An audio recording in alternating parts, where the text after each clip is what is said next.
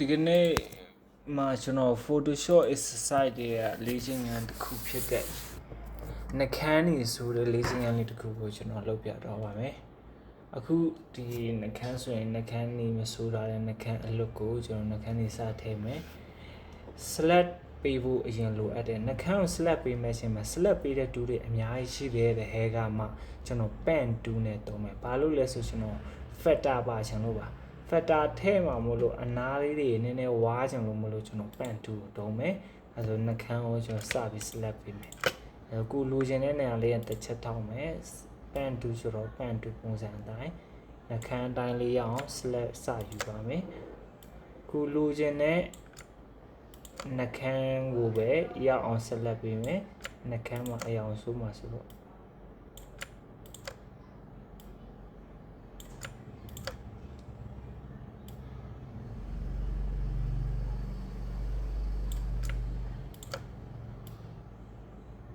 โอเคရပြီဆိုရင်ကျွန်တော်ဒီရဲ့ slap လောက်ထားတဲ့ဒီ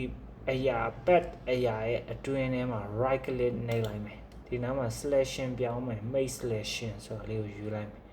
ဒီနားမှာကျွန်တော် factor ထည့်ချင်တာပါဒါကြောင့်မလို့ဒီ pen tool နဲ့ select ပေးတာကျန်တဲ့ tool တွေနဲ့ဆိုရင် factor ထည့်ဖို့အဆင်မပြေမှာမို့လို့ပါအခုကျွန်တော် factor ရချင်တယ် factor ကိုကျွန်တော်3တို့မဟုတ်4လောက်တုံးလိုက်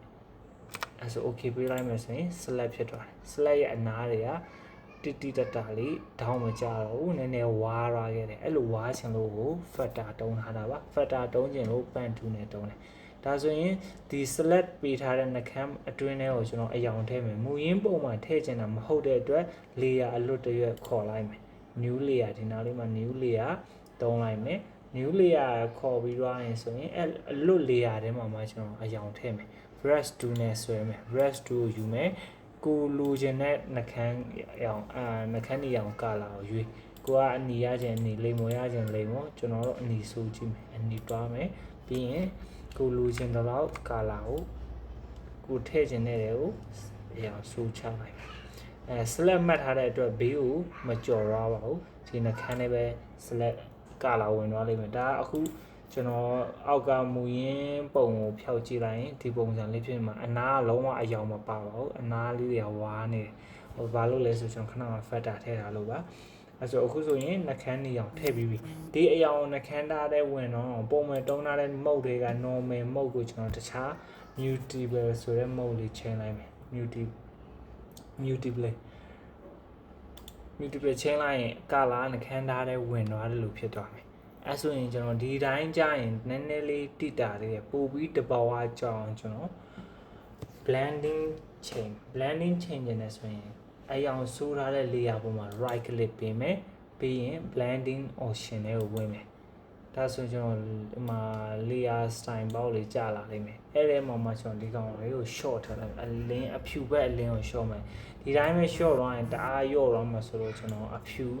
alternate ပြီးမှခွဲထုတ်လိုက်မယ် alternate ပြီးခွဲထုတ်မယ်ခွဲထွက်လာပြီဆိုမှခွဲထွက်လာတဲ့အတုံးလေးပဲရှော့တော့မယ်ဆိုနှကန်းသားလေးကိုတစ်ချက်ကြည့်မယ်အယောင်လည်းမပြောက်တော့ဘူး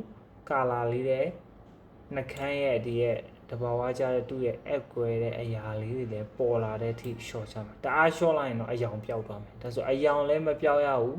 ကာလာလေးလည်းကြံရမယ်နှကန်းရာလေးတွေရတယ်ပေါ်မယ်ဒါဆိုရင်တဘာဝကြပါပြီအဲ့လိုမျိုးအနေထားလောက်ရပြီဆိုရင်ကျွန်တော် okay ပြရတော့ဒါဆိုရတာပြီအဲ့ဆိုအခုရှိနေ select ကိုမရချင်တော့ select ကိုဖြတ်မယ်ဆို control D ဒါဆိုမူရင်းမြင်ကွင်းတစ်ချက် short ချင်မယ်ဒါဆိုရင်ကျွန်တော်နှကန်းလေးစိုးထားတဲ့ပုံစံလေးဖြစ်သွားပြီတဘာဝကြကြလေးပဲနှကန်းသားလေးလည်းအရာလေးတွေပေါ်နေတော့တဘာဝကြကြလေးဖြစ်တယ်အယောင်လည်းတောက်သွားပြီအနီလေးတုံးတာဒါဆိုမူရင်းပုံကိုကြည့်ချင်တယ်ဆိုအခုတုံးထားတဲ့ layer ကို iron ပေးကြည့်လိုက်ဒါမူရင်းနှကန်းဒါကကာလာတုံးထားတဲ့နှကန်းနေစိုးထားတဲ့ပုံစံဖြစ်အောင်လုပ်လိုက်တဲ့ဒီစင်ကလေးပါအဆင်ပြေမယ်လို့မျှော်လင့်ပါတယ်ဖြည်းဖြည်းချင်းလေးလိုက်လုပ်ကြည့်ကြပါโอเคကျေးဇူးတင်ပါတယ်